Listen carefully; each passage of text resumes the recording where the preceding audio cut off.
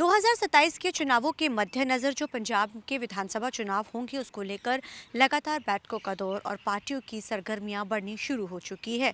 हालांकि अभी 2 साल हैं, लेकिन फिर भी पार्टियों की तरफ से अपनी अपनी सरगर्मियां तेज़ कर दी गई हैं।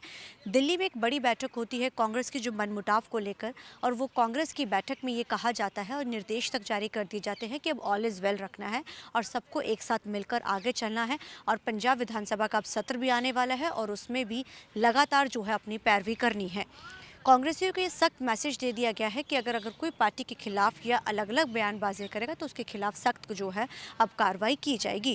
क्योंकि हरियाणा में जहां एक तरफ पूरा माहौल था और जो ये भी कहा जा रहा था कि इस बार कांग्रेस वापसी करे, लेकिन आपसी गुटबाजी का खामियाजा ये रहा कि कांग्रेस जो है वहां पर जीत नहीं सकी। महज 37 सीटों पर ही कांग्रेस सिमट के रहेगी और भाजपा की ने एक बार इतिहास रच के तीसरी बार सरकार बनाई। अब पंजाब में इस तरीके के हालात ना बने, जिसको देखते हुए दिल्ली में एक बड़ी बैठक होती है और ये निर्देश जारी कर दिए जाते हैं और ये भी कहा जाता है कि अब सब मिलकर जो है 2027 के चुनावों की तैयारी भी करेंगे और साथ ही साथ जो है बजट सत्र में सरकार को अलग अलग मुद्दों पर घेरने के लिए भी जो है एक कहा गया है कि उसके साथ जो है सभी ने पार्टी ने मिलकर काम करना है। अभी हाल ही में विधानसभा का सत्र खत्म हुआ। विशेष सत्र 2 दिन बुलाया गया था, जिसमें कांग्रेसियों के अलग अलग सुर नजर आए। हर कोई अलग अलग बयानबाजियां करता नजर आया। कोई भी पार्टी का नेता एक जगह पर, एक प्लेटफॉर्म पर नहीं नजर आया। जहां प्रताप सिंह बाजवा अलग से जो एक राग अलापते रहे कि आम आदमी पार्टी के विधायक मेरे हक में, लेकिन बाकी सभी विधायक के कहते नजर आए कि हमारे के संपर्क में तो कोई नहीं, शायद बाजवा जी के संपर्क में शायद कोई हो सकता है।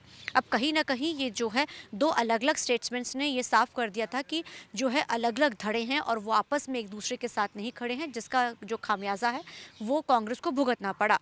अब ऐसे में विधानसभा सत्र यानी कि बजट सत्र शुरू होने जा रहा है शुक्रवार से। अब ये सख्त निर्देश जो है बैठक में कांग्रेस को दिए गए हैं। और 2 दिन से जैसे अभी हाल ही में केजरीवाल और उनकी धर्मपत्नी जो पंजाब के दौरे पर थी, वो जो कि विपासना में गए हुए थे और उसके बाद वो कल बीते दिने अमृतसर में पहुंचते हैं और राजनीति में गर्माहट शुरू हो जाती है। हालांकि केजरीवाल से सवाल ज़रूर किए जाते हैं, लेकिन ये सवालों के जवाब वो देते हैं कि पंजाब के मुख्यमंत्री भगवंत मान आज भी हैं, पूरा टर्म भी करेंगे और अगले 5 सालों के लिए भी वही मुख्यमंत्री जो है चुने जाएंगे, पंजाब के लोग उनको चुनेंगे।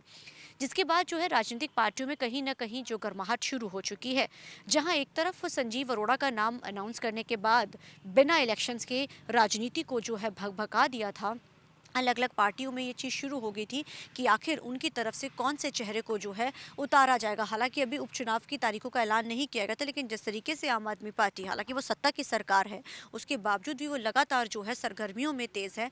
और कहीं ना कहीं केजरीवाल जो दिल्ली के सबका मुख्यमंत्री हैं, वो लगातार जो हैं अब ये भी कहा जा रहा है कि उनकी इस फेरी ने कहीं ना कहीं विपक्षियों के लिए एक सवाल भी, जहाँ विपक्षियों ने उनको कई मुद्दों पर घेरा, वहीं अब ये भी सवाल खड़े होते जा रहे हैं कि आखिर जो दूसरी पार्टियां हैं, जो उनकी हाई कमान है, वो कब से अब पंजाब में आकर अपनी भी सरगर्मियां करते तेज नजर आ सकते हैं।